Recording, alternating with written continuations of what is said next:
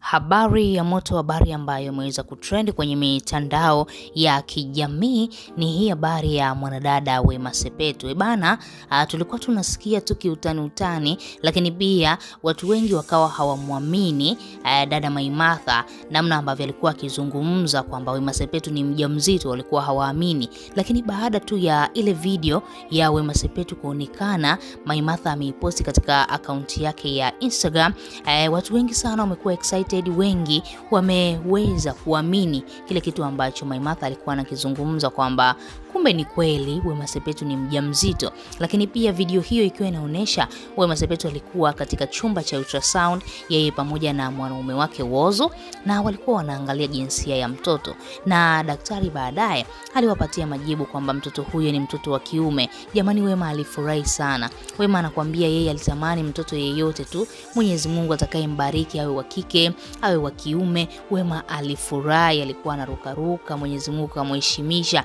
Ni miaka mingi Wema Sepetu anahangaika kutafuta mtoto, lakini tunafikiri ulikuwa sio wakati sahihi, na sasa hivi ni wakati sahihi wa yeye kuweza kuitwa mama. Wema Sepetu ameweza kufunguka kwa furaha kubwa baada tu ya yale majibu ya vipimo vya ultrasound kuonesha kwamba anatarajia mtoto wa kiume, na ukiangalia ujauzito wa sasa hivi unatia matumaini makubwa. Wema Sepetu ukiangalia sasa hivi ujauzito wake umesogea mpaka miezi 5, na unaambiwa bado kidogo tu Wema Sepetu atajifungua. Jamani, kila shabiki wa Wema Sepetu anatamani Wema Sepetu aweze kujifungua salama, apate mtoto wake.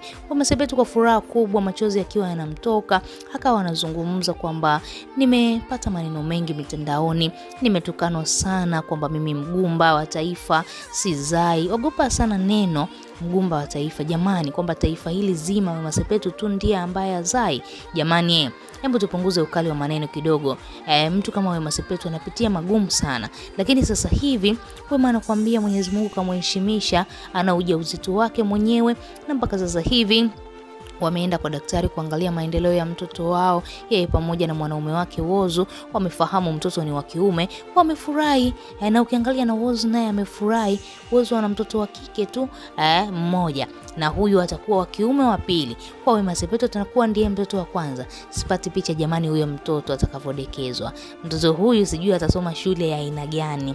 Wema Sepetu alikuwa ana hamu sana na huyu mtoto, na kweli Mwenyezi Mungu kamjalia, anamshukuru Mungu. Lakini pia kikubwa anaendelea kuwaomba mashabiki zake waendelee kumuombea ujauzito wake utimize miezi 9, ajifungue salama na yeye aweze kuitwa mama. Jamani, hakuna kitu kizuri kama kuitwa mama. Wema Sepetu anapitia mambo magumu sana, lakini sasa hivi anahitaji tu maombi ya mashabiki zake, ili mradi tu aweze kufika miezi 9 na ajifungue salama. Hicho ndio kitu ambacho anakiomba kwa sasa hivi. Ndio maana hatumuoni sana Wema Sepetu kwenye media, hatumuoni mitandaoni, kwa sababu tu ameamua kutulia, kulea ujauzito wake mpaka hapo ambapo atatimiza miezi 9, ili mradi ajifungue salama. Wote wamefurahi, wanafamilia wote wamefurahi, mama kipenzi wa Wema Sepetu wamefurahi, lakini pia vile vile Whozu kutarajia mtoto wa kiume. Jamani, wanaume huaga wanasilika moja, huaga wakisikia huyu mtoto ni wa kiume basi wanajitamba kwamba mimi ndo